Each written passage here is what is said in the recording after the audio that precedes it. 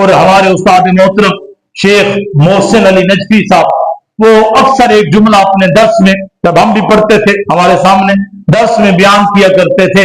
وہ کہتے تھے اقبال کا ایک شعر ہے, وہ ایک سجدہ جسے تو گرا سمجھتا ہے ہزار سجدوں سے دیتا ہے آدمی کو نجات. یعنی ایک سجدہ جسے انسان گرا سمجھتا ہے, جسے انسان مشکل سمجھتا ہے, جسے انسان عذاب سمجھتا ہے اور اللہ کے سامنے اپنا سر نہیں جھکاتا, فرمایا اگر اللہ کے سامنے وہ سر جھکانا شروع کر دو تو اللہ وہ آپ کو در بدر کے سجدوں سے نجات دے دے گا.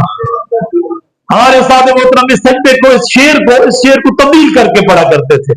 وہ اکثر کہتے تھے وہ ایک امید جسے تو گرا سمجھتا ہے ہزار امیدوں سے دیتی ہے آدمی کو نجات.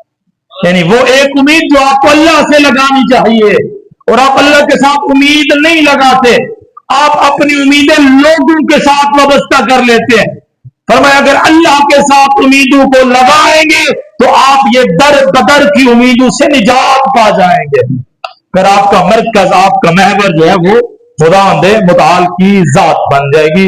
آواز بلند تر صلوات اللہ